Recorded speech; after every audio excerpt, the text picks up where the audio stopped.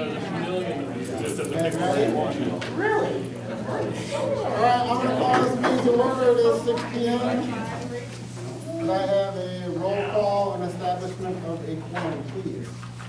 Mike Wagner. Here. Cindy Byteen. Here. James Hartman. Here. Mary Beth Shaw. Here. Gary Demashki. Here. Matt Crowe. Here. All right, so we have proof of posting. Let's stand for the pledge of allegiance, please.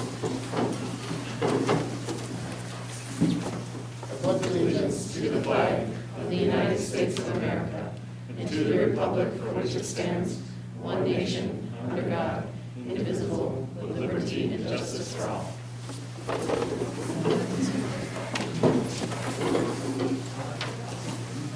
Okay, we are on to 1.5, which is the approval of the agenda for tonight. I'll make that motion. Any discussion? Hearing none, we'll call the vote. Mike? Yes. Cindy? Yes. Mary Beth? Yes. Gary? Yes. Barb? Yes. Matt? Yes. I'll vote yes as well. Okay, we're on to 2.1, which is the approval of the Board of Education meeting minutes from January 11th of 2021. I'll make that motion. Okay, are there any changes or updates? Hearing none, we'll call the vote. Mike? Yes. Cindy? Yes. Mary Beth? Yes. Gary? Yep. Barb? Yes. Matt? Yes. I'll vote yes as well. Okay, we're on to public input. Do we have anybody online that has mentioned anything? No. Okay, well, then we just have one, and it looks like it's Cora Schaefer. Hi, everybody. I'm Cora Schaefer, like Mr. Carmen said. I'm just here tonight to remind the board and everybody else of their promise to the public, I suppose, that they would put the auditorium on the ballot and vote on it. So I'm just reminding you of that, and I hope you hold to that promise tonight. Thank you, Cora.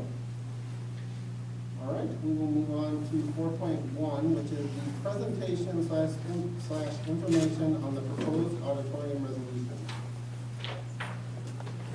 So we have a presentation up here already, but I'll give you a paper so you don't have to crane your neck backwards. You can look at me and the other folks that are presenting here. Yeah, make it as comfortable as possible. All right, there you go. Don't refract. It's in color, I know, it's crazy. It's almost like I do this for a living. Okay, so my name is Eric Ripp. I'm here to represent a group of voters who are interested in having the auditorium edition put on. When I started to work with this group and think about what it meant to our community, I thought for a minute, boy, this is a big investment. I wasn't talking about money. I was talking about time. You all know what it takes to put this kind of investment in just by being on the school board. Many of the people that are here today and that I talked to have put time in as coaches, as teachers. I personally have directed in several small plays, as well as been a coach of several sports. So the investment is time.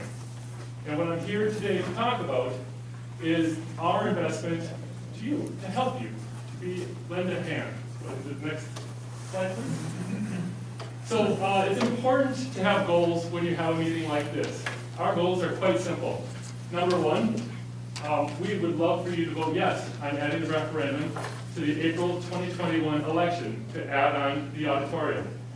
Number two, to save time and reduce redundancy, we put all of our thoughts into one presentation. We hope you appreciate that. And I know how that can be. Number three is we're here to announce our intentions as a not-for-profit organization to support the auditorium. Let's go to the next slide, please. So within our group, we have several subcommittees to try to make everything, because we have a lot of volunteers, you don't want to put everything on one person or even two people.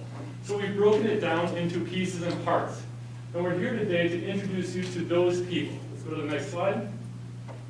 So first is community outreach. Now, Emma Schaefer is normally the speaker in this. She's the head of this subgroup.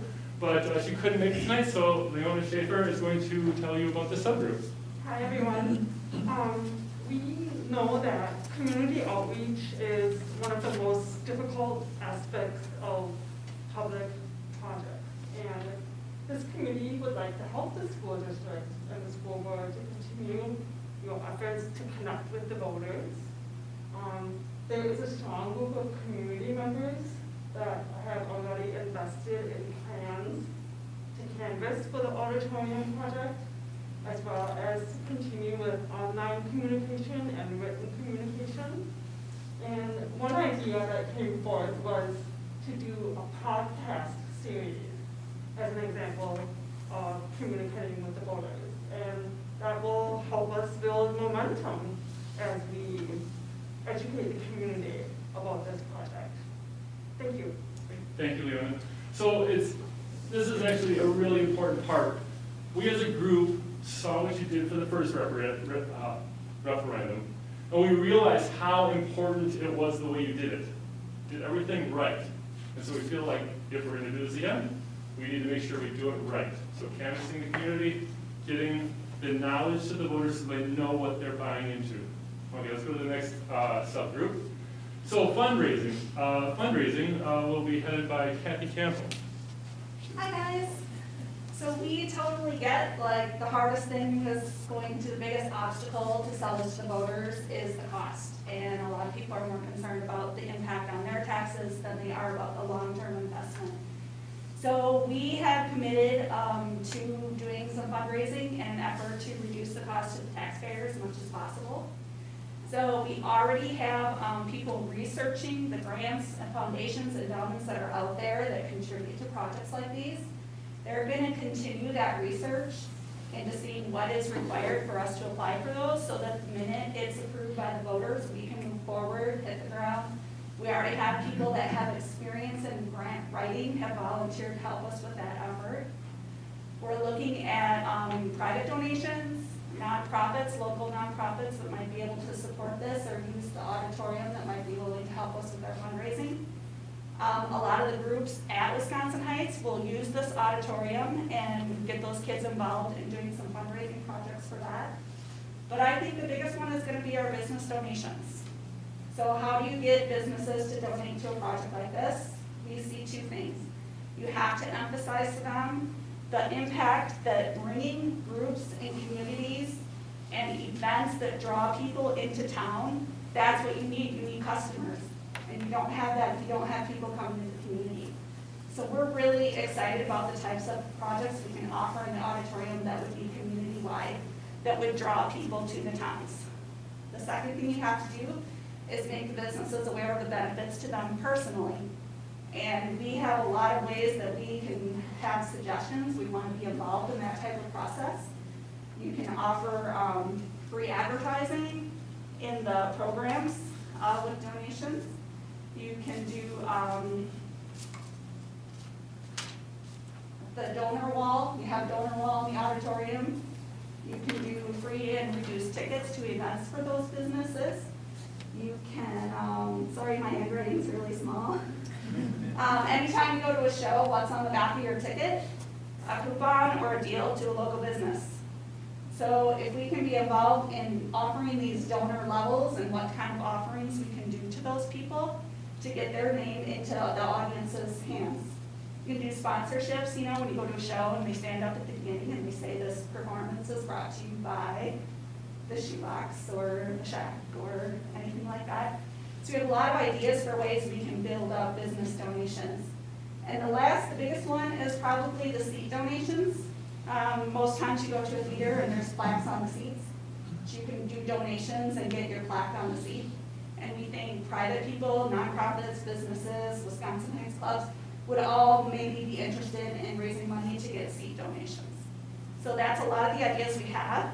And I think if we could be involved in that type of planning, we can offer the resource of the manpower to get out there and be connecting with the businesses, showing them what's available, and drumming up their support. Great, thank you so much, Kathy. A lot of great ideas there. You'll notice a lot of what she said, you see in other auditoriums in the area. And so These auditoriums are successful for a reason, okay? So let's go to the next slide and talk to the next subcommittee. The next one, and this is all of these subcommittees are very important, but this one, I believe, is the most important. So this is the programs subcommittee, and it's headed up by Emily Sternberg. So this was a great list of things that we were able to put together, including the drama club officers. They came up with a list, including, you know, things that can be held within our school and within our district, as well as things that can be held from the community. And so not only programs from our elementary school, middle school, and high school, but also drama productions, also you know, community events. We can host regional choir, band, orchestra events here at our school, and then there's lots of opportunities for making money for this as well. Just the list that I have organized, as well as the drama club officers have organized, there's 40 events, at least here within the district, that could utilize this space. And then there's at least 20 events outside that could generate revenue for this. So, thank you. Great, thank you, Emily.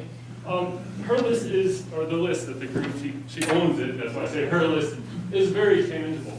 It's interesting to see all of the opportunities that would bring. This is a 30-year investment. The current auditorium is 60 years old, okay? It's a 30-plus year investment. And to have those programs have an outlet, have a place, very important for us. Okay, let's go ahead to the next one. The next subcommittee is the Building Support Subcommittee. Lila Haas will head that committee, and go ahead. I was sitting there, realized it's going to be hard. Oh, there, it's my turn. To seem composed and professional.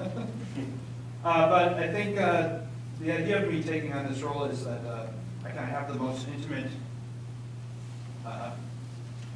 connection with what would involve my responsibilities.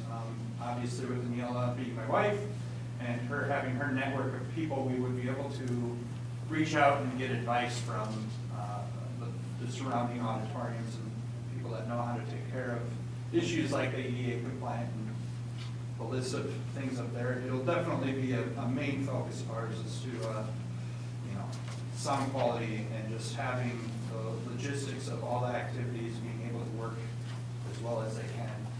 And I hope I am the most qualified person to help with that. So I'll give it my best. Great, thanks, Lila. It's really important to have somebody who's been in the middle of it all during many, many productions already to know what good looks like. And to have Lila's expertise is excellent. And let's move to the next subcommittee. Okay, the Technology Subcommittee. This is headed by Jody Zudi. Yeah, good evening, not afternoon. We have a website under construction, and we'll maintain a strong social media presence. With the site and the social media, we'll be able to support the activities of all the other committees, like community outreach, fundraising, providing information on the building progress, should that be, and very importantly, providing information on all the performance arts groups and opportunities and events in the community. The site should be operational no later than February or the end of February, probably much sooner than that. Okay, thank you, Jody. So it's important to understand to get the information out to the people in the easiest way for them to remember, oh yeah, this is something that's important. In order to make all of this happen, we've gone through the steps of actually creating a not-for-profit. Okay, the not-for-profit is already created. Thank you, Jody, for heading that. And we're poised and ready to go. Let's go to the next slide here.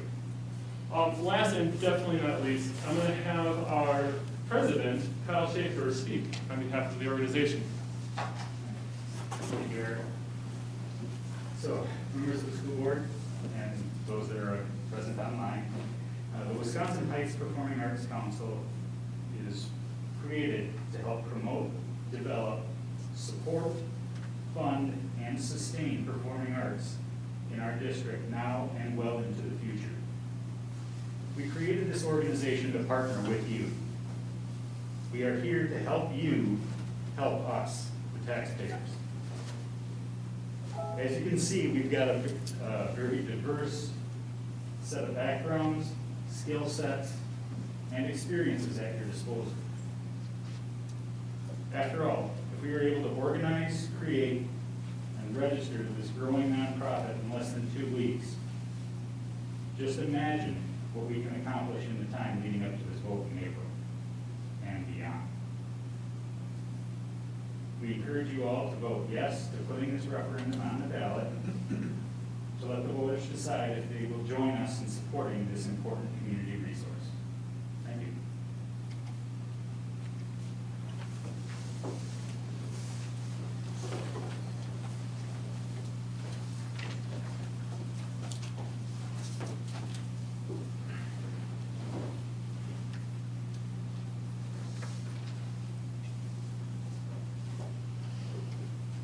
All right, does anybody have any discussion regarding the presentations we just had, or? I have a question for Kathy. In what you guys have gone through, I know you're in the early parts of this, but what have you found as far as grants that might be out there? What kind of, any examples of anything? I imagine in the COVID era, some of the humanities grants are kind of restricted from budget cuts and things, are they? Leona? He's. I can talk He's about asking it, about Kathy, what was also. shut down for grants. I just Let's defer to Johnny. Does Joni know more? I know Leona's been doing a lot of research. Right, Leona's done a lot of the research also, we've been looking at different things. But for most of the grants, our current stopping point is that we need a project before we can be funded. Some of the grants will not fund like the bricks and mortar, but they would fund pieces. For example, they would fund sound or lights or, some of the things like that, not the actual building itself, but the The events even, like election events and series or things, something absolutely. like that, or- Right, or operational type expenses, those kind of things we can look at. But we haven't been able to go completely into them yet because we need to have a project before we're taken seriously. If you'd like to hear some of the events, we could have Emily just read off a list of them if you'd like. I took a trial for a while 2 weeks ago, I think. And we talk, that's the kind of stuff as a community member that doesn't have kids that excites me, history lecture series, having, people from the extension service at UW come out and do a farm series with our FFA or something like that. I think I'm sold on that. I think there's so many different things you could potentially do with it if you had the right events committee, and it seems like you guys have assembled a great group for that. Yeah, we don't want the Heights to be a place you drive through to go somewhere else. We want it to be a place you stop for an event. And that's what we think that the auditorium would help us with. Especially when you consider how many people drive from Madison to Spring Green to see American Players Theater. Yeah. This is half the distance. And I think if we have quality programs, we can draw people here Even work with APT. and possibly even work with APT and use their expertise. Well, I just want to commend you all. I can remember a short couple of months ago, there's only a couple of advocates in the crowd, and I was speaking mainly to Leiden in frustration and feeling like this passion and this feeling, of so many passionate people out there and feeling this burden of, I don't individually feel it, I don't know collectively if we can do it, and is there some way to form a committee and, act as a liaison in a true partnership fashion. And again, like you reiterated, in such a short time, you all have come together, staff, students, community members, alumni, and so regardless of where the conversation goes, I just want to say thank you. And that's a really proud feeling that in such short time, you all have done a lot of work, and so thank you. Any other questions before we move on? All right, hearing none, we will move on to 5.1, which is the action to approve an alternate to the Spanish trip that was approved for the spring of 2020. So, Senor Rubio. Yeah, Mike, I believe you're on Zoom. Is there anything you'd like to just kind of refresh the board's memory on or talk about briefly before they vote, or questions perhaps that they may have for you? Yeah, so obviously any questions once I finish, that's great, I can field any of those. But one thing that's definitely encouraging is that restrictions seem to have lightened a little bit and our options have increased a little. So a couple of sites that we were planning on visiting when we spoke in December were mostly closed to the public, but a couple of them are now open with, you know, limits on number of visitors and things like that, so that's great news. Yeah, that's pretty much the only big change. You know, waiting a little bit has maybe reduced our options. Just in one way, one of the places that we were planning on staying at is mostly booked up, so we'll probably have to change our plans a little bit, but honestly, that's not really a surprise that things are changing. So, yeah, other than that, I wouldn't say that a ton has changed, but it does look like most of our plans are still go. Did he find a chaperone? Barbara's asking if you found a chaperone. Yes, so former middle school science teacher Shelley Shaw. How many people do you have currently signed up? So still just the 3 that when we had in December. Yeah, like I said, I really haven't been, you know, promoting anything because obviously until, you know, we made any kind of a final decision, you know, there's nothing to promote. But also, I think I touched on this last time because, you know, we're already into, you know, the following school year compared to when we would have gone. Most of the students who would be eligible for this trip will also be eligible for the next trip, which hopefully will look more like a typical Spanish club trip. So I'm definitely recommending that people wait for that. Any other questions from Mike? All right, Mike, I just wanted to say thank you for being patient with us. I do thank you for that. I'll make a motion to approve the Spanish trip. Second. Any further discussions? Hearing none, we will call the vote. Mike? Yes. Cindy? Yes. Mary Beth? Yes. Gary? Yes. Barb? Yes. Matt? Yes. And I'll vote yes as well. That was 7-0 yes, Mike. Carry on with your planning. Thank you very much, everyone. Thank you, we appreciate it. All right, so we move on to 6.1, which is discussion/possible action on the referendum initial resolution authorizing the general obligation bond in an amount not to exceed $7.5 million.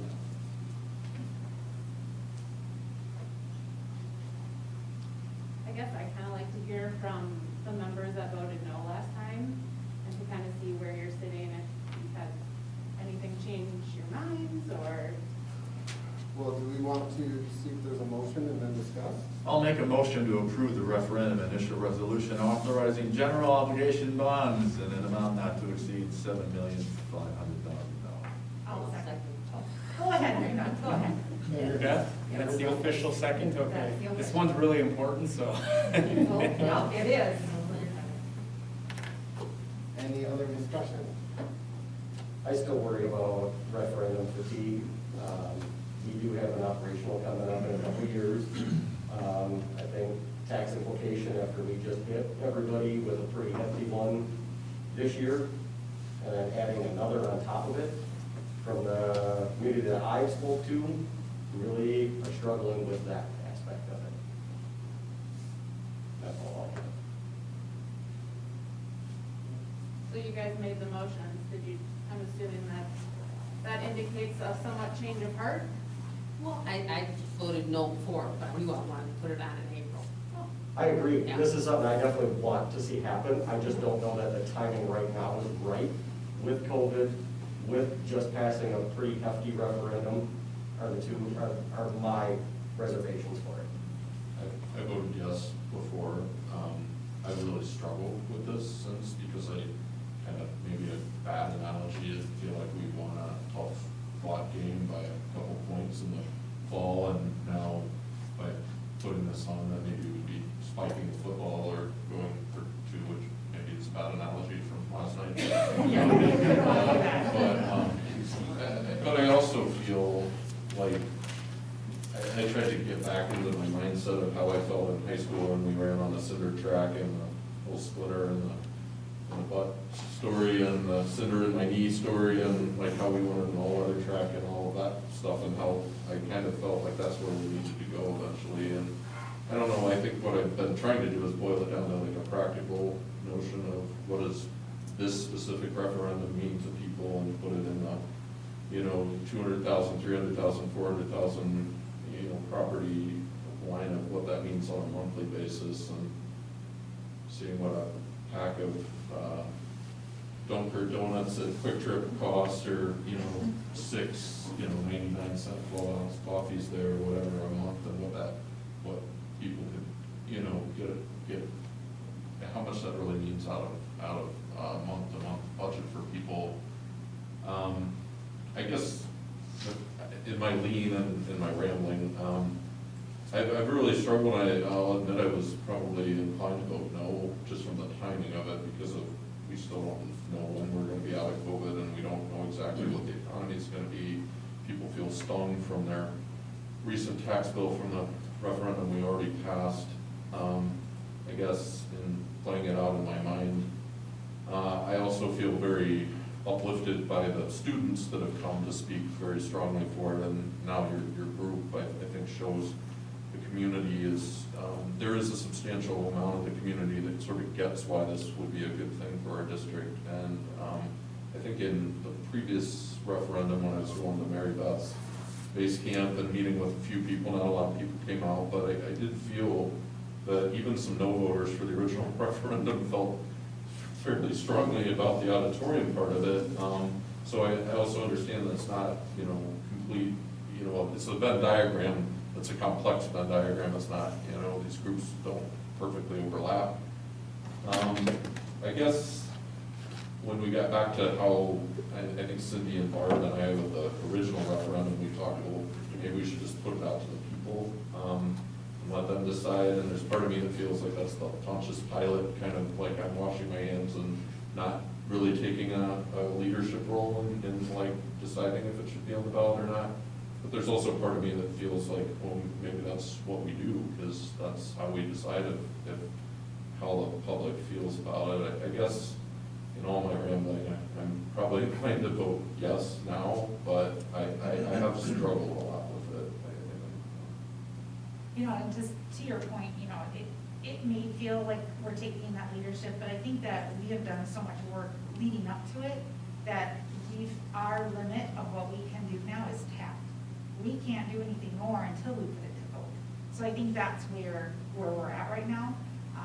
I don't remember if it was 40s or 60s, whenever the high school was built, there was a big family in town that was gonna put a pool in. They didn't wanna do it at that time, so guess what? No pool. And we're gonna have the construction on site. If we don't do it now, this $7.5 million is gonna be that much more, because we have to get all those construction crews back, we have to get everything back, and so then it would be even costlier. So it's kind of one of those, if we don't do it now, who knows if it'll ever get done. So that's my fear. So I love that we've had so many people attend, and I hope you guys aren't just the tip of the iceberg, but you're gonna have to hit the other 90% that are not here in person and stuff, and I think if anybody can do it, you guys can do it. So I think my mentality, kind of to second what you said, is we've put in a lot of work, and I think I reflected on the purpose of the board and our role, and it really goes back to the shared vision of the future search that was created, and one of the priorities was the Performing Arts Center that came out of that, which I think is why it ended up on the survey and further indicated a lot of support and interest. And most importantly, though, it sheds light on the purpose of keeping the kids and opportunities and student achievement at the forefront. And I think that's what this has indicated, is there's a need, there's a want, there's passion, the influence that it can have, and I just think that really hones in on kind of our purpose as a board, is supporting that. And obviously nothing's changed for me. I voted yes. I still feel strongly for it. That's not without saying that individually any of us can vote however you want at the polls. I mean, that's the purpose of that too. is none of us should come in here with a personal agenda. It's bigger than us. So it doesn't matter what you do when you leave the doors, but I think collectively as a cohesive unit, we've done such a great job in collaborating with the community, the stakeholders, students, so many advocates that I think this really is just, again, for the people to decide because we've done our work and this is right. It needs to happen now and let it, whatever happens, happens. I'll bring up the rear if you're missing this. Okay. So, I shared the story with Leiden, I don't know, a couple months ago maybe, and some others of you that 3 weeks ago. 3 weeks ago, seems like months. I remember going on 7 years ago that Jan and I moved into the community in May, and wanting to get a tour, of the school buildings, because both Jan and I are former educators and retired educators, and so I remember walking through the front set of doors out here, and the first thing we both noticed there was a placard outside of this room, auditorium, and we both looked at each other like, oh my goodness, let's see that room. And we walked into this lecture hall. This is not an auditorium. And and again, I shared it with a number of you, the fact that, we were season ticket holders to the Performing Arts Center in Milwaukee for years and years and years. And I can't tell you how many high school plays and dramas and musicals we attended over the course of our marriage, and immensely enjoyed the arts. My reservation going forward the first time around, voting no for both questions actually, and being a retired superintendent, I had immense reservations, and I still do, about going forward with the COVID, as Matt mentioned. COVID implications for the economy, for financial situations, for certain families. I've talked to people who are strongly supportive of this. They can afford it. And I've talked to people who don't know where they're getting their next, rent check from. So I get that. Going forward, I'm not one to look at next week or next month. I'm one to look at next year, the year after, 5 years down the road. I still have immense reservations as far as state finance goes right now, and the implications for school districts. And we are only at about a 16% funded school district from the state of Wisconsin. Again, I have immense reservations going forward. But by the same token, having served on the Wolf Run Association board for about 3 years now, having been in the village government serving on their board for a couple of years as an interim, rubbing elbows with a number of people in the community, I do think we are set in this area to really really enhance the kind of life I think we all need to live, we all want to live. I think we're here to make things better for not only us. I'm making things better for my grandkids and your kids and grandkids. I think this community is just an amazing, amazing community. There are so many neat amenities from the natural parks to the arts to you name it. And I think going forward, Barb, to address your specific question, and I voted no the first time, it had nothing to do, absolutely nothing to do with the Performing Arts Center. I totally support that. That's not the issue. The issue to me is finance. But I think going forward, we need to be part of a community that sees the future, as some of you alluded to, sees 5 years, 10 years, 15, 20 years from now. And I think we need to be a part of something bigger than we are. Something bigger than I am, something bigger than you are, something bigger than we all are. And so that's why I made the motion to go forth and support. Anyway, see, you heard from the caboose.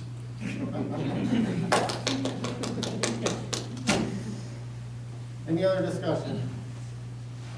No, the caboose spoke, so. All right. Unless you wanna say something. Right, yeah. No, I mean, the only thing I'll say is, I had 9 of my close personal friends that came to talk to me last week, and they said they voted no for the first one, and they're gonna vote yes for this one, so I said, well, I guess maybe I'm thinking the right thing, then. I don't But know. I guess the bigger picture too is, those people shouldn't really affect us wholeheartedly. Because I get the calls from either side too, but we're centered on student achievement, students, the future, you know, and so really, we let them speak, right? But we can speak in cohesion here for what's best for our kids and the school, and I think that's great, that we're all cohesively on board. All right, let's call the vote. Mike? No. Cindy? Yes. Mary Beth? Yes. Karen? Yes. Barb? Yes. Matt? Yes. I'll vote yes as well. All right, we're moving on to 6.2, which is discussion and possible action.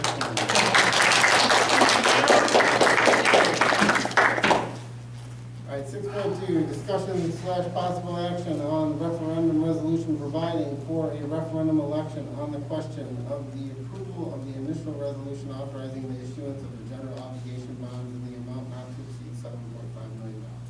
I'll make that motion as presented. I'll second that. Okay. Is there any discussion? Hearing none, we'll call the vote. Mike? No. Cindy? Yes. Mary Beth? Yes. Gary? Yes. Barb? Yes. Matt? Yes. I'll vote yes as well. All right, you're on to 7.1, which is updates on the middle high school remodel and the elementary school construction. All right, I believe we have Jim and Chris. They Okay. have your presentation. Nope, they're on Zoom. So for board members, there is attachments there, update, and then a little rendering of an office suite. So Chris or Jim, either of one of you want to just say a few words and then answer some questions from the board? Either of you?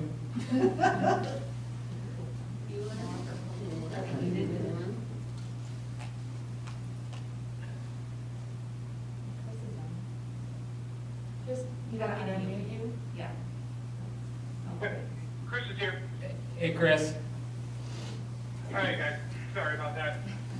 So the last couple of weeks, we've done a lot of work behind the scenes. The last 2 weeks before, we've had a lot of meetings with your staff, got a lot of really good information. So really kind of updating that and turning that into start to to production documents.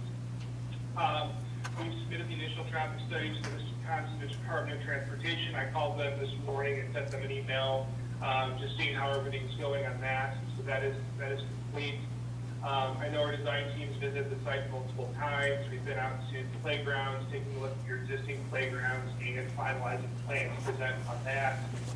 The big change is the administration, and it's a minor change that it's flipping the conference room and nurse clinic space.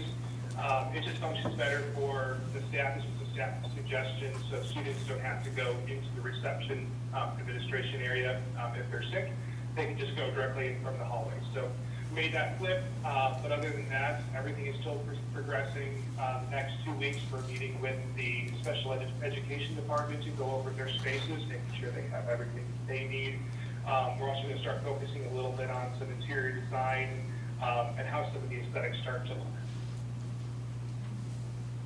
Thanks, Chris. Board members, any questions for Chris? So I keep getting the question, when will be the soonest they will break ground? Chris, James asked, when is the soonest you will be breaking ground? As soon as we'd be breaking ground would probably be mid to late spring. That's something we want to work with the school to make sure that we have right access that's safe to get in and stay away from the students. But my guess would be sometime in mid to late spring. Thanks. So knowing spring is a relative term. Some years we don't have spring.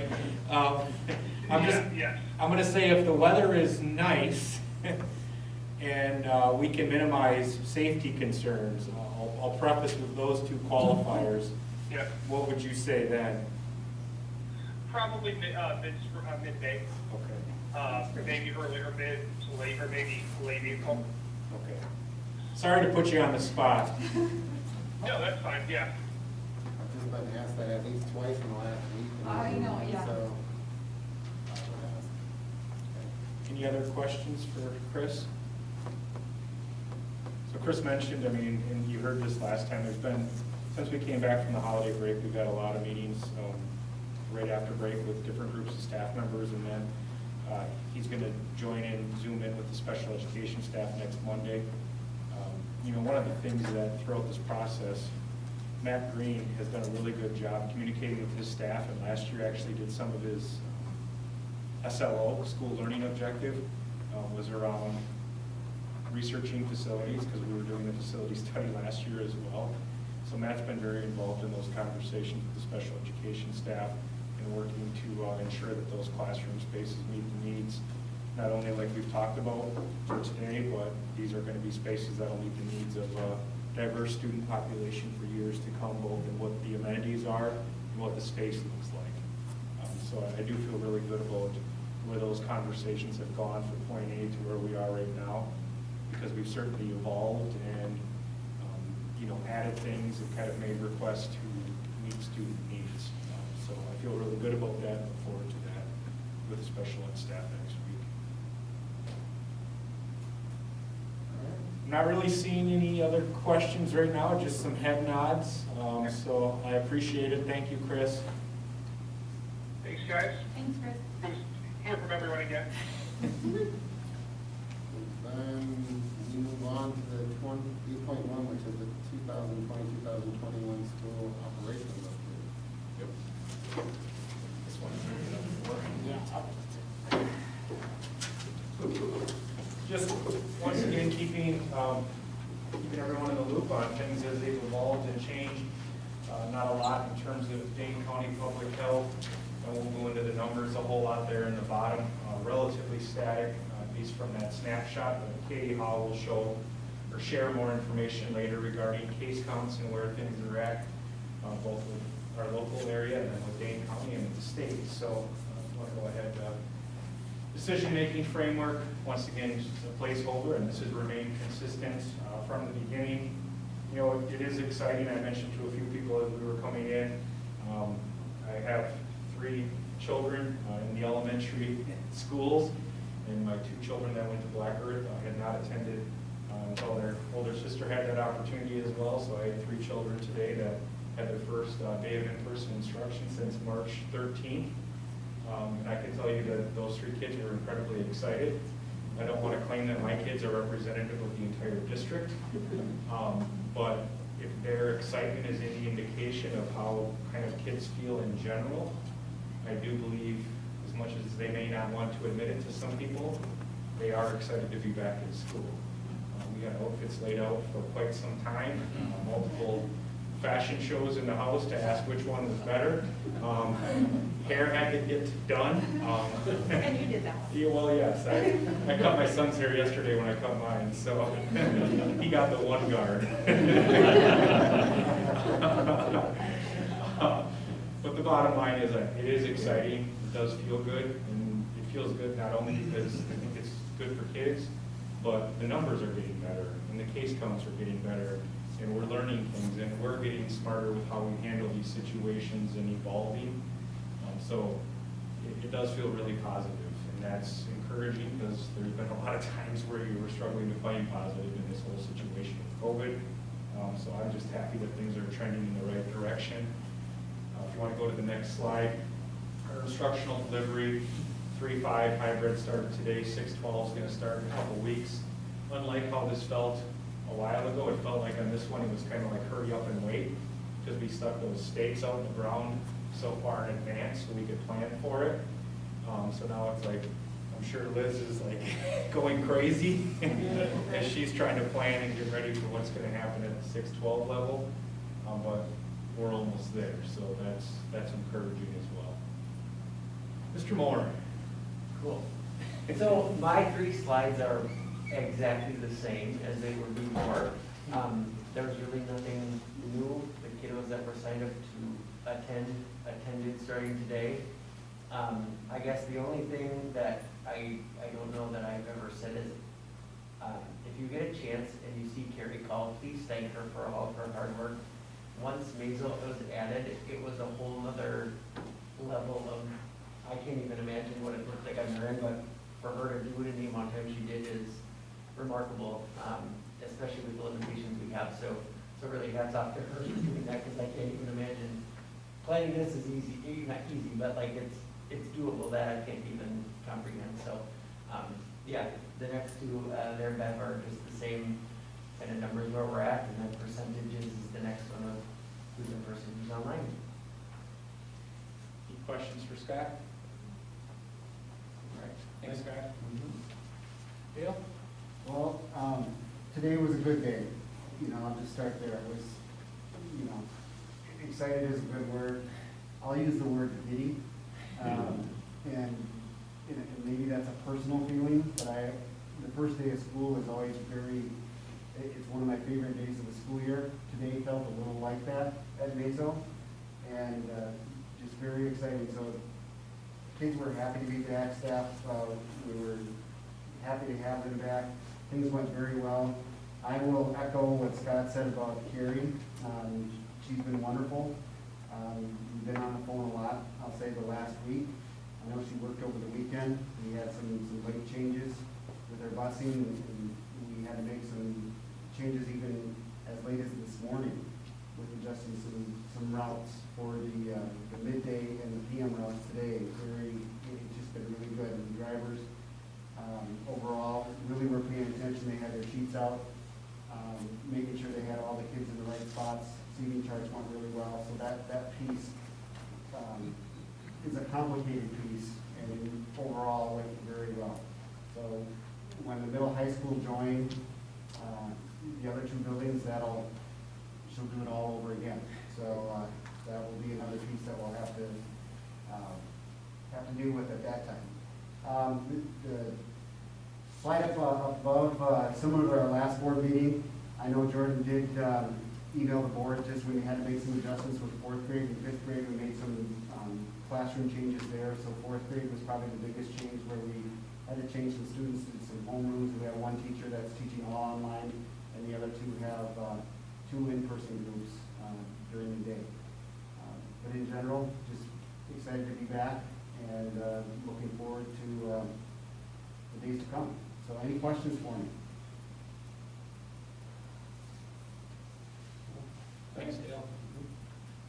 Liz? So we've been busy. Planning and designing.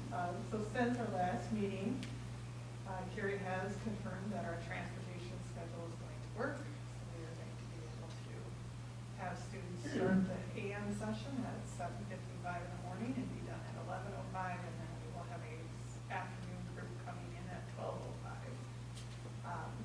Our faculty subcommittee met on Friday the 15th and designed the teacher expectations for hybrid and full-time online. Jamie and Jennifer have been contacting survey non-respondents and confirming what their students are going to be doing. And then last week on Friday, I released a comparison chart between what full-time online would look like and a hybrid, and shared that out with students and parents. We also have a survey on technology needs open. So at the 6-12 level, the students will be able to either bring their own device or have a district Chromebook. And we have some students who are at home right now on desktop, so we are tallying up how many kids coming in are going to have Chromebooks checked out to them. And then we are working on student learning responsibilities for both models. So this document that's linked in here is the comparison chart between full-time online and the hybrid that was shared out with parents. And what it does, Worked earlier. all right. Basically, it just goes through like how we're gonna take attendance and what the schedule looks like for students, expectations, resources that are available, supports that are available. We will be looking at continuing the support hubs, but more in a quiet workspace fashion for students who want to be here a full day and have just a place where they have reliable internet access and a quiet place to work in either the AM or the PM opposite of their in-person time. That will be an option. Mr. Pickett and I were measuring the cafeteria last week.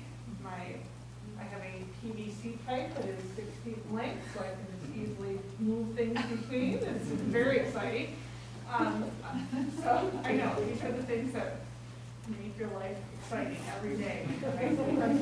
And we also got news last week that state and federal testing continues as usual, so that's an exciting little adventure too. I'm sure all those children were excited to hear that and very pleased that they're going to be taking standardized tests.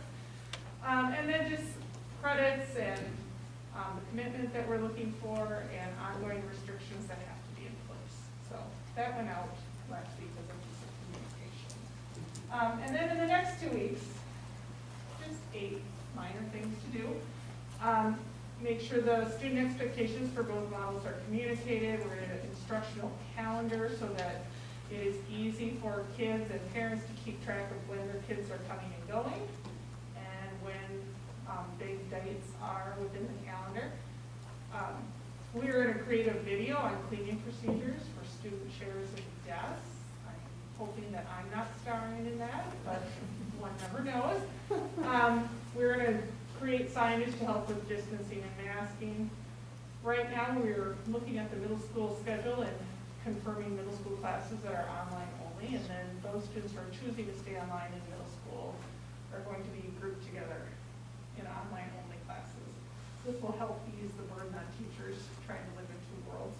I can't do that at the high school because we do not have enough sections of core classes where I can just delegate one core class as an online only section and still have balance in the other sections of my classes. So then I think my database is almost complete, and I hope to send out student placements, a confirmation letter to each student about what their placement is for the 3rd quarter, and they will have a 48-hour window to change their mind once they get that letter. But then they're committed for 3rd quarter. If they don't change their mind, that's where they're going to be. And then there'll be another 48-hour window at the end of 3rd quarter if they want to switch in to hybrid or switch back to online. So we get that done, and then we're going to finalize what the new student support hub looks like. That's just the next 2 weeks. Any questions for Liz? Thanks, Liz. Katie. Hello. I'm just going to echo what Jordan was saying earlier, that cases keep coming down overall. So there's some good trends in data, and we're even starting to see that nationally. So that's really good to see. Starting with Wisconsin, we are number 36 right now in the U.S. For where we're at. We're doing decent, and actually today was the first day in Wisconsin that we had less than 1,000 cases reported. New cases reported, so that was fantastic to see. It was kind of a nice milestone. We're down to a 14-day average, about 1,800 cases a day, and the percent positive in Wisconsin is still pretty high. That's been in the lower 20s, mid to lower 20s for a little bit now.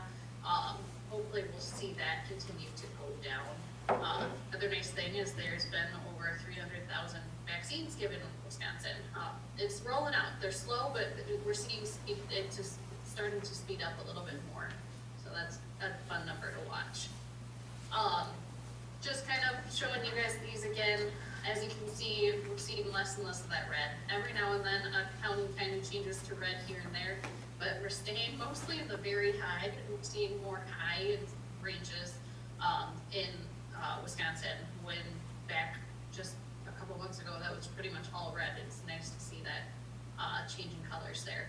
Hospitalization rates are going down, especially in our area. They're going down pretty rapidly right now, which has been nice to see as well. Still in the 80%, which has been pretty much in the 80s statewide most of this time, but it just climbed up higher for a little while there. So Dane County is actually doing quite well. We're still, I mean, the average case count is still high. It's getting lower though. I mean, when you look back to November, we were having like 400 or 500 some days, and now we're having them in the hundreds. There's been some days that are even under 100, so that's great to see. The best for Dane County right now is that percent positive rate, under 5%. It's at 3.3 as of today. So that's really encouraging to see. That's really exciting coming from Dane County. When you look at their things that they report on the left there, the percent of all cases contacted is still red, but that number's getting better every time I see it. So they're contacting people quicker and quicker. They're getting better at their getting more caught up with the contact tracing. It's really great to see. We're still seeing a lot of people, that 28% that don't know where they're getting it from. That's been staying pretty steady right around that. And one discouraging thing that they said in the last update last week was there was more people than they've seen in the recent history that have reported they've been to a gathering in the time frame before their infection. So just seeing that there's more people gathering, we'll have to see if it changes anything with infection, but overall it's going down and really reassuringly going down. And all right, 1 second. Go ahead. 37,000 vaccines have been given in Dane County. So a good chunk of them have happened here in Dane County, which is really great to see. And we've had a decent amount of our staff be able to fit Tier 1A, and we've had quite a few people that have been able to get the first dose of the vaccine. So that's been really encouraging as well. Now you can go to the next one. I don't know where my data went here. Hold on, let's see if I pull it up.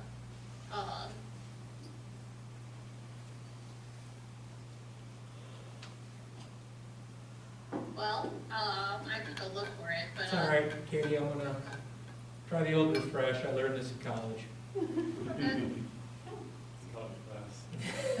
Shut down or refresh. It's there when I like See, look. Yep. That was a free credit class. Easy charge. So in general, in our census tract area, we've seen more cases, but it's been a lot more than what we've seen. And our percent positive area rate in our area has gone down a lot. It's still not that 5% or lower, but it's at 7.8%. So when we've been in the 20s and 30s, I'm not going to complain about 7.8 right now. Hopefully it'll get down below that 5, but it's a really encouraging trend. And when you look at the Wisconsin Heights School District, again, this is all ages, not just students that attend the district. This is information from the state. We've gone up a few more cases in the last couple weeks. Nothing crazy. We had 6 cases in the past week. It's lower numbers, really reassuring numbers overall. And then just looking at that 7-day average cases per 100,000, Wisconsin's at 27.2, Dane County's at 22.8, and then when you look at the census tract data, we're at 15.9, and then that Wisconsin Heights school district area data is 13.7. And when you compare that to the U.S., which is in the 50s, we're doing okay here in Wisconsin, and then in particular in our area. It's a nice trend. I like telling you guys these reports versus a couple months ago when everything was so bad. So this is really great. We have work to do still, but it's really getting there. It's great. Thanks, Katie. Any questions for Katie? With UW students coming back the way they're collecting on them, will that influence the statistics in any way, or those going to be treated separately? I'm sorry, I can't quite hear. Yeah, Matt was just asking, with UW students coming back and then getting tested, is that going to potentially influence the data in any way?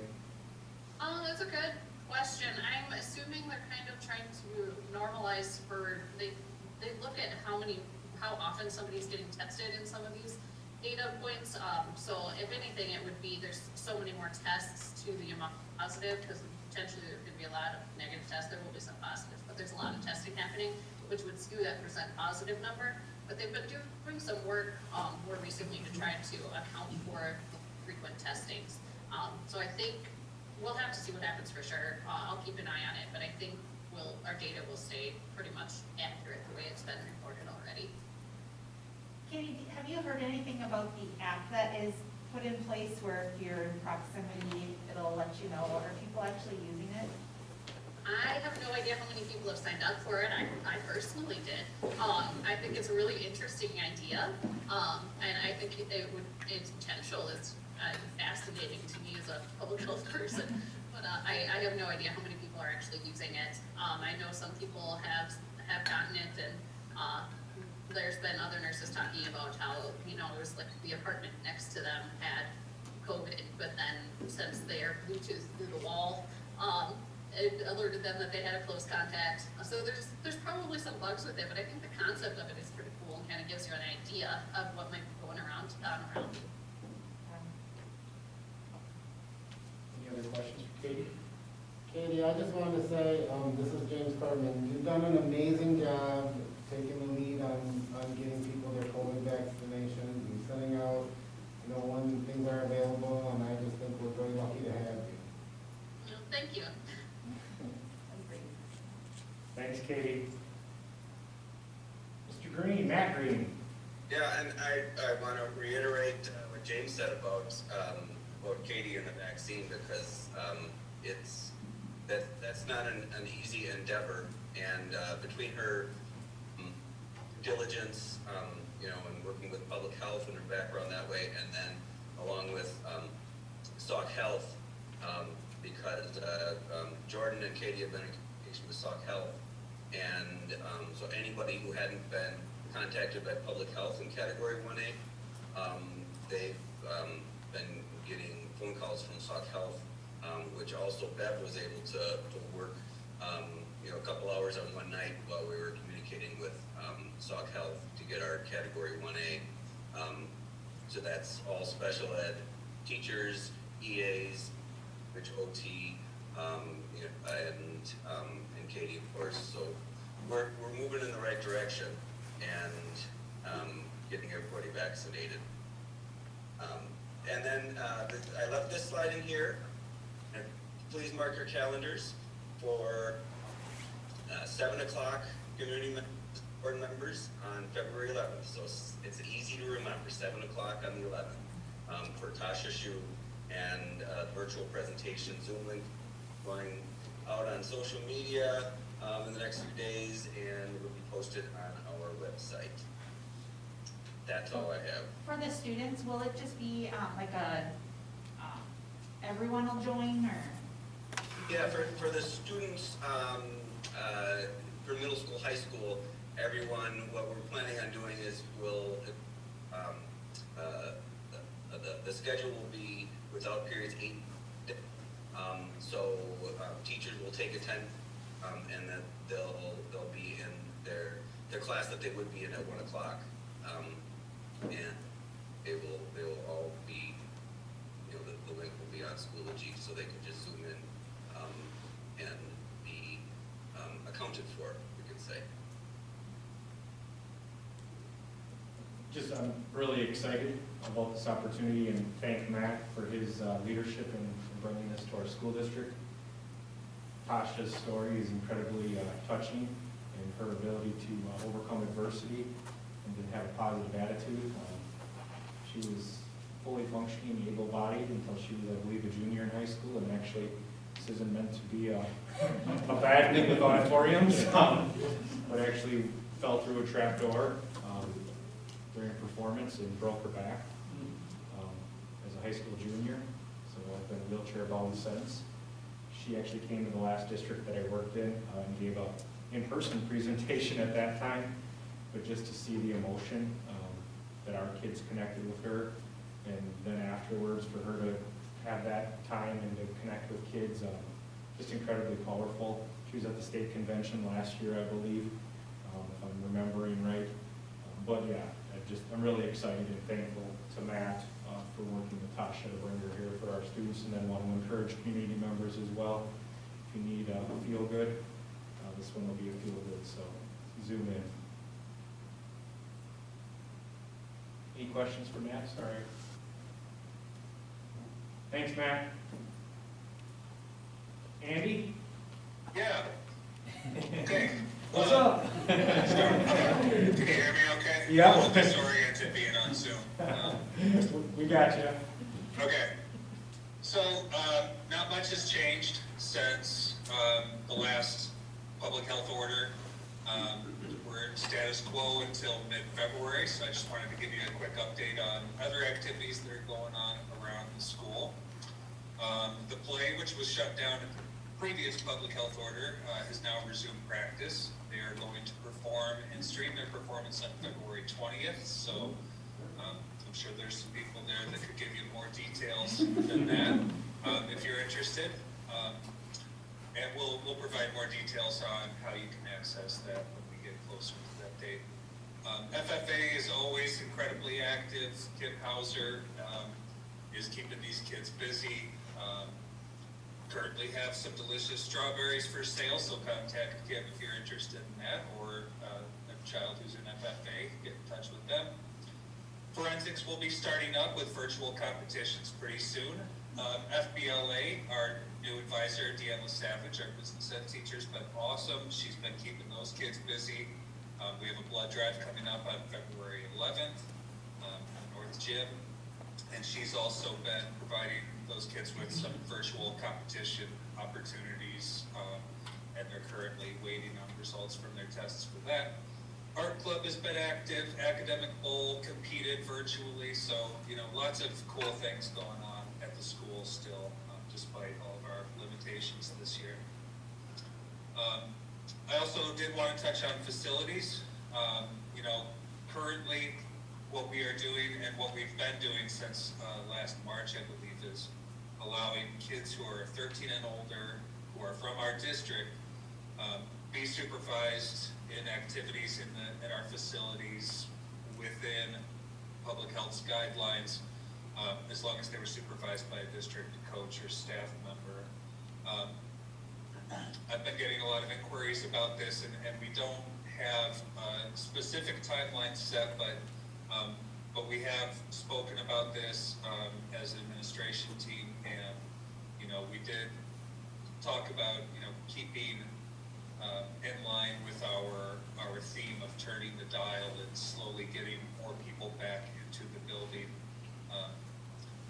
Right now there's a specific case of we started allowing some middle school boys who were in that 13 and above to come in here, and I will say I was so incredibly impressed with how mature and disciplined these 8th grade boys were during these practices. I think that they were so appreciative of the opportunity, and their coaches were awesome with making sure that they were following the guidelines and stuff. So that was encouraging, and I know that there's a middle school girls team who's interested, and they had a dilemma where they have some of their kids just under that 13, so that was kind of our motivation for saying, okay, well maybe we can expand now to 7th and 8th grade kids who can come into our building, and we'll go from there, and we'll be looking at the metrics like Katie provided, and one of our big things that we're going to be looking at is, are we getting our own kids back in the building? Obviously that's important, and that's something that we're going to be focusing on. So obviously once we get our own kids back in the building, we could probably expect more and more expansion as the metrics get more encouraging and positive. So that's where we're at with activities in athletics. If anybody's got any specific questions. Hey, Andy, it's James Carter. I just had a question. So we've been able to watch almost every boys and girls basketball game, like streaming it, either by just going on YouTube or else going through just the game. Do you advertise like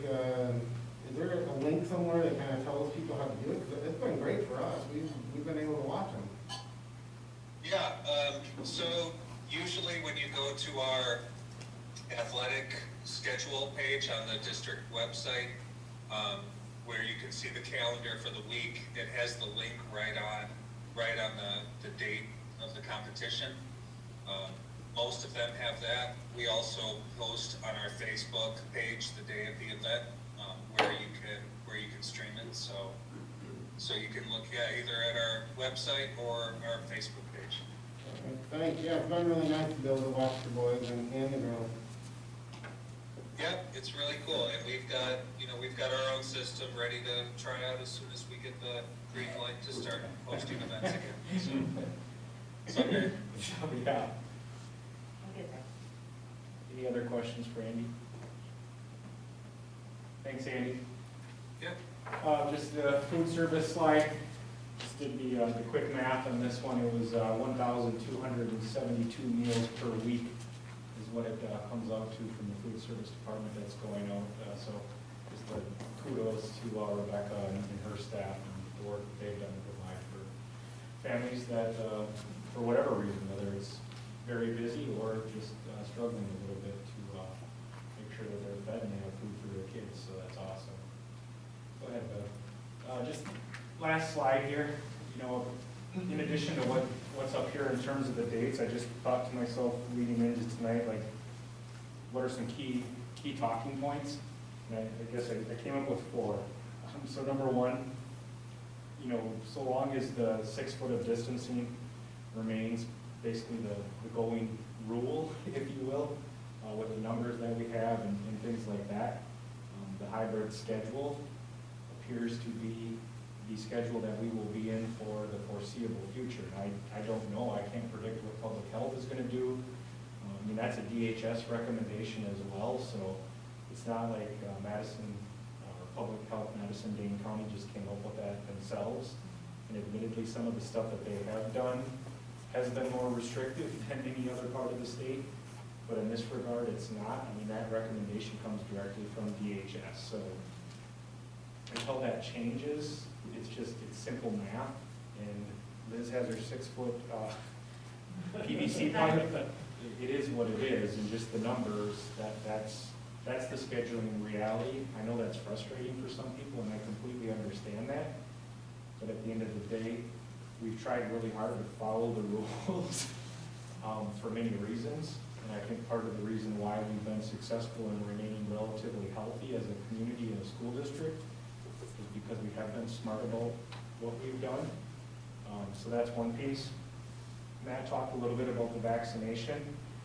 We are working really hard with our partners and finding public health and DHS, and this is just an observation. I don't know that they were designed to handle mass vaccination like we're seeing right now.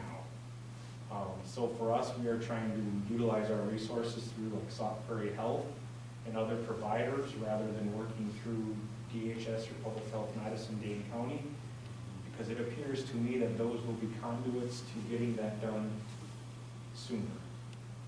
So just know that we've made phone calls, we are calling in whatever favors we can to make sure that our staff members are on that list, and as soon as they have a supply, which is the problem, is the supply, but as soon as they have a supply and as soon as it's acceptable for 1B to get the vaccination, we have done what we can to provide that opportunity for our staff members.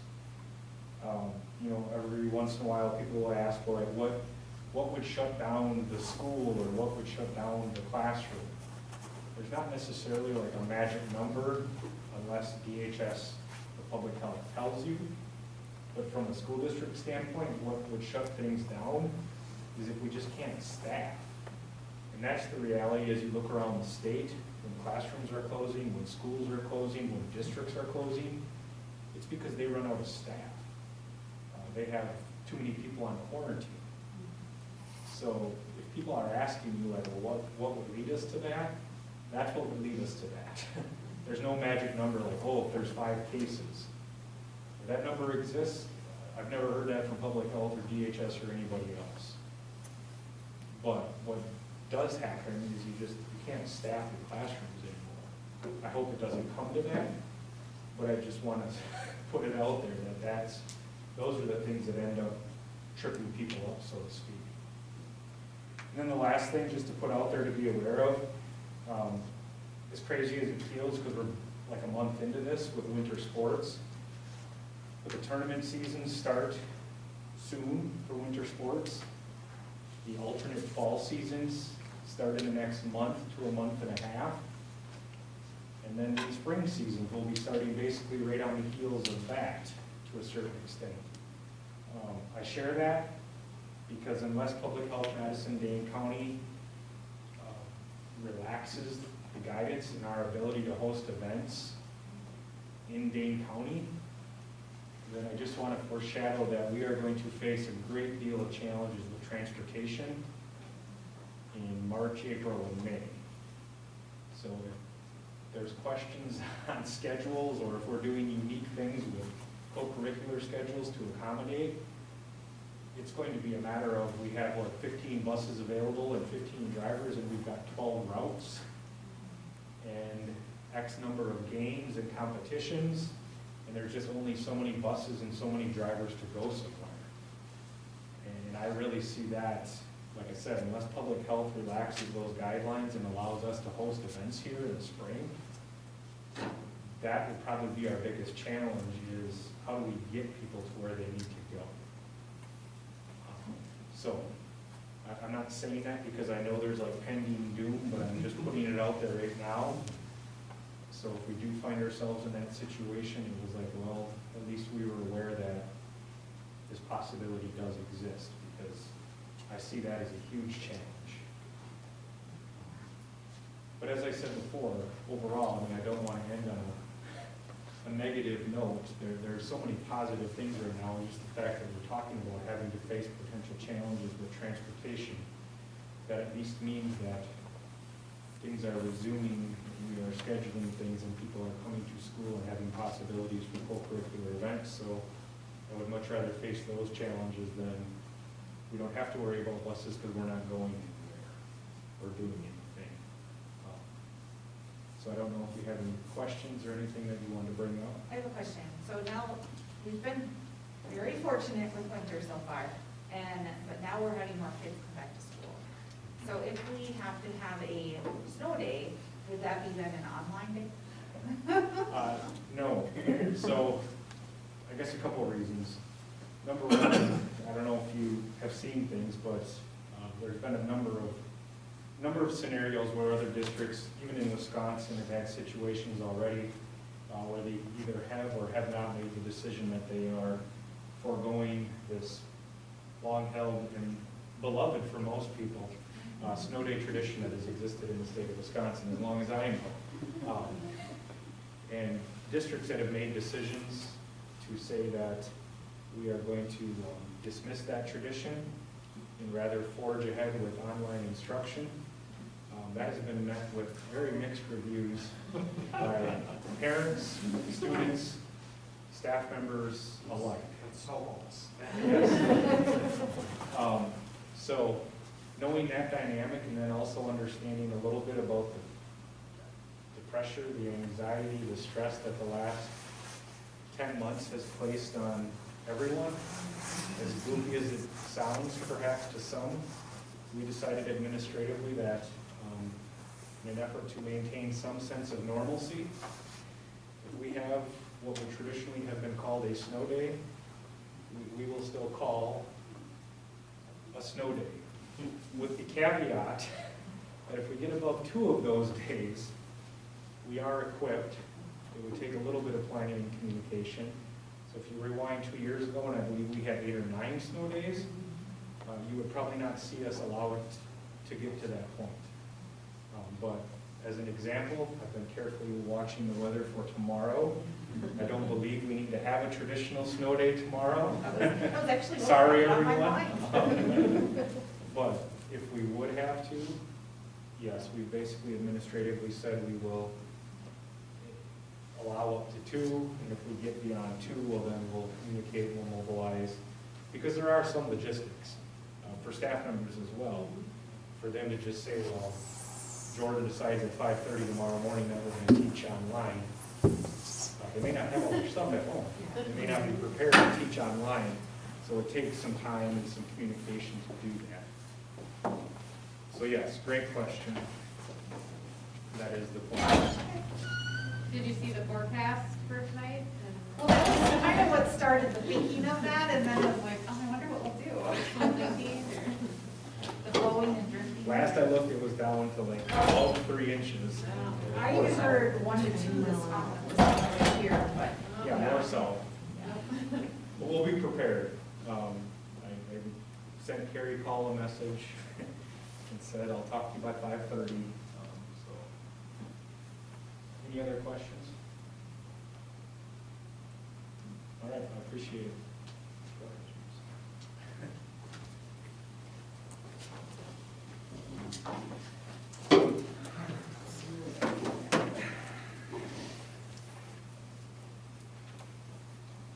All right, any other questions or anything for 8.1?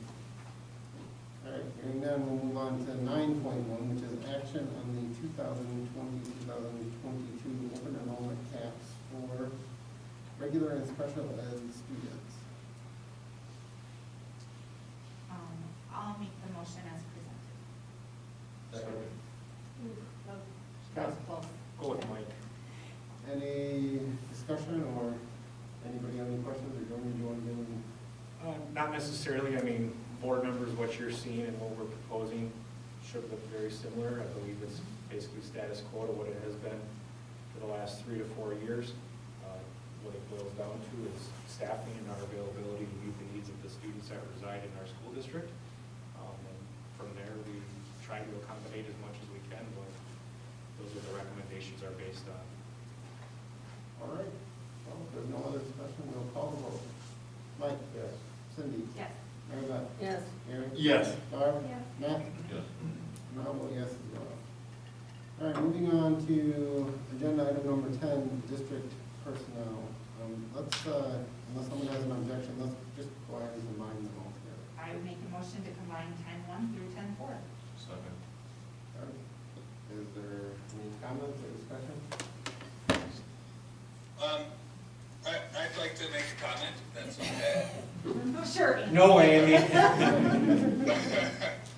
Again, I'm just getting used to speaking on Zoom, just is very weird, but I just wanted to thank Nate Brown. He's done an awesome job for us as an assistant football coach. He put in his resignation.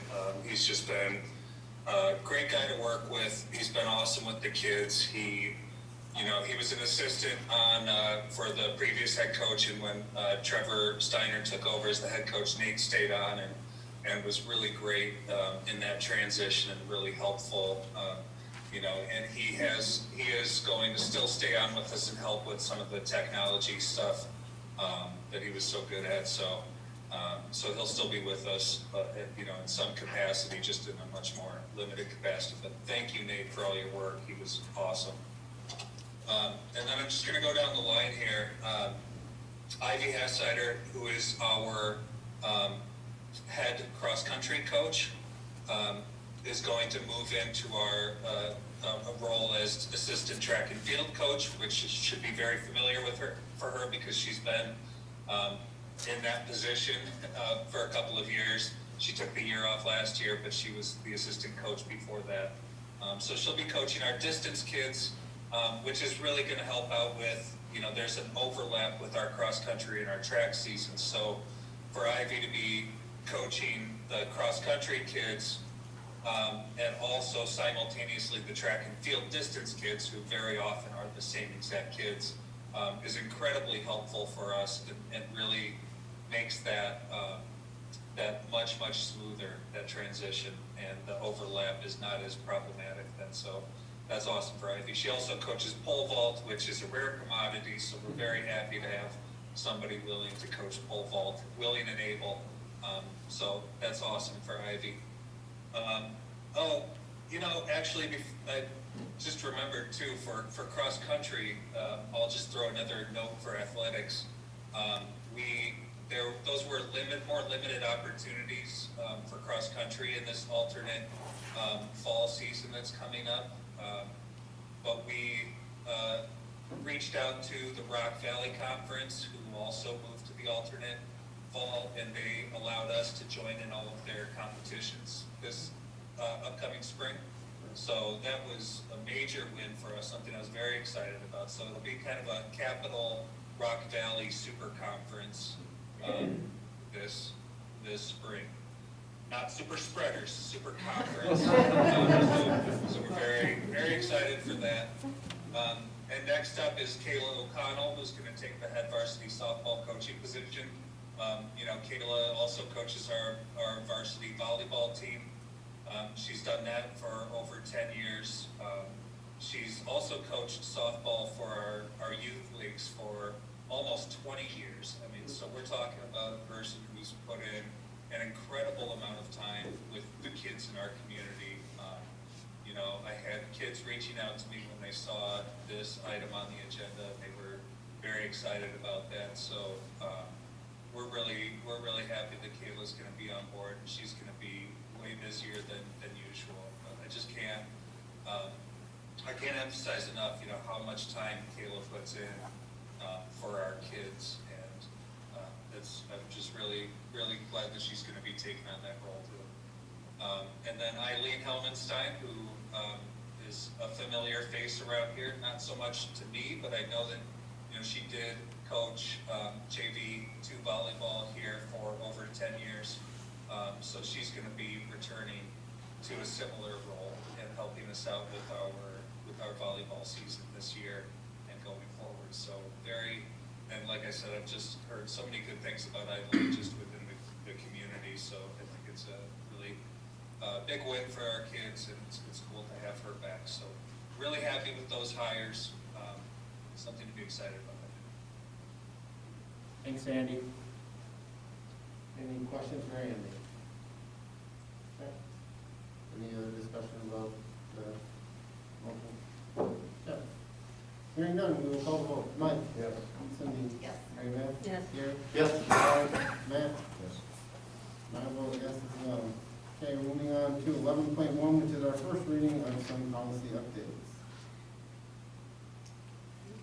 Are there any questions? You can see in the notes, once again, had another sit down with Steve LaValle, our rep from Neola, through a wide variety of updates. Some of them were actually new policies as well. Sound like a broken record at this point, but just the capacity that Neola brings and the legal experience and the fact that they have lawyers on staff and the number of districts that they work with. The other neat thing that I've really explored or understood since we've had this relationship, and they actually took one of our policies, so kudos to Wisconsin Heights. But when they work with districts, they obviously build a database of policies as well, and then they bring up those policies to other districts as examples of best practice. So it's kind of like you have access to this library, and as things emerge or as they see things that other districts are doing, they can then bring that to your attention. So I mean, when we sat down and went through the list, there's always options. Well, do you like this language or that language? Well, then as we talk it through, he's like, well, here's what I see that 80% of the other districts in the state are doing, and here's why. Okay, so it's really a great partnership to have. And, we'll never take this one for granted because it's worth its weight in gold. Yes, I agree. It's really funny. I don't know why. I just always assumed that they were only in Wisconsin. I didn't realize that they were based out of Utah and they're all over the United States. It never dawned on me, and I was looking into them at the convention. I was reading their information, and I was like, oh, I didn't realize they were all over the place. So I don't want to misquote this, but I believe it's close. I mean, they're working with around 300 districts in the state of Wisconsin at this point, so there's 421 districts in the state. And I believe they're working with around 300 in some capacity. So I think that speaks pretty highly to the service they provide. All right, well, we will bring this back for a second reading and approval at a later board meeting. Yeah, if you see anything in the meantime, don't hesitate to reach out. We can still make adjustments if need be, but